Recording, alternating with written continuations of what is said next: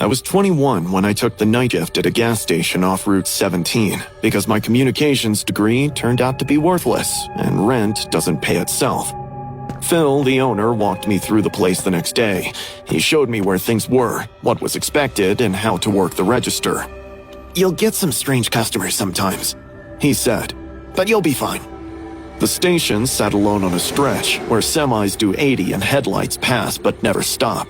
I'd been there for maybe 40 minutes when I started feeling like I was being watched. I kept checking the security monitor but saw no one.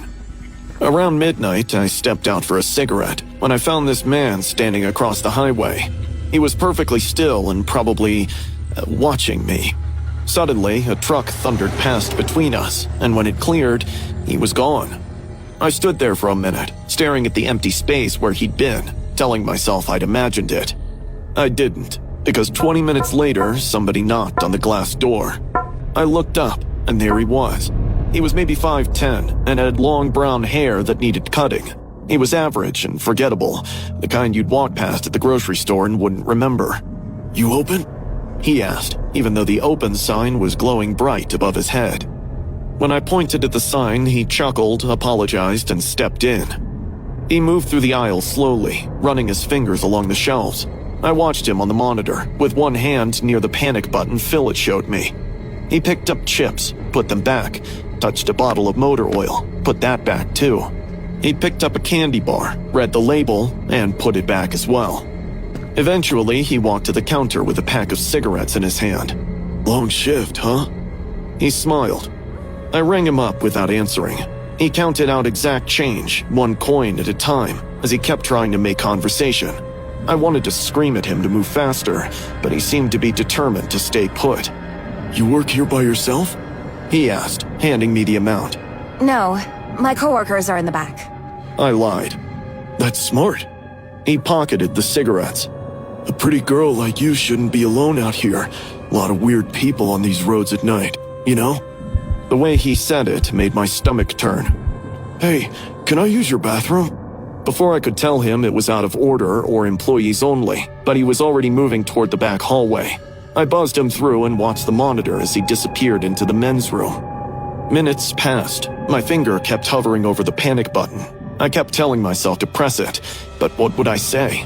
A customer is using the bathroom for too long? After about 10 minutes, the door finally opened. He walked out and came right up to the counter. "Hey, so the toilet's clogged back there. I tried fixing it, but made it worse." He paused. "You should probably look before it floods. Don't want you getting in trouble." My throat closed up.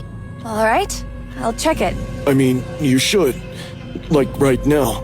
It's pretty bad. Come on, I'll help you." I opened my mouth to say it was fine, but his hand had already closed around my wrist first. "Just real quick." I tried to yank my hand free and dig my heels, but his grip tightened and he pulled harder.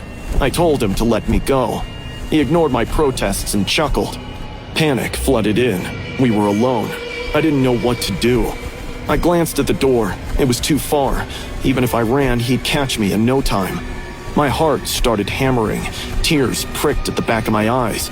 The bathroom door was just a few feet away. Just then, the door chime rang, and a trucker walked in. "You got a bathroom?" The man's hand released my wrist instantly. He smiled at the trucker, nodded at me, and walked out calmly, like he had all the time in the world.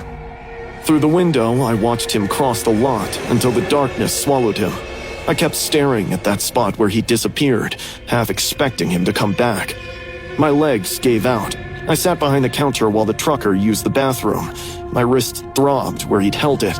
There were red marks on my skin in the shape of his fingers. I immediately called 911. I don't remember what I said. It took them 20 minutes to arrive. I begged the trucker to keep me company till then. They checked the restroom. There was no clog. The toilet was fine. But sitting on the closed lid was a plastic grocery bag. Inside, they found duct tape with the end already torn off for quick application, a knife with its blade wiped clean, and a Ziploc bag full of pills crushed into powder. Everything was arranged neatly like a kit he'd assembled for a specific purpose. They took the bag and asked questions. One officer told me those pills were meant to cause rapid unconsciousness.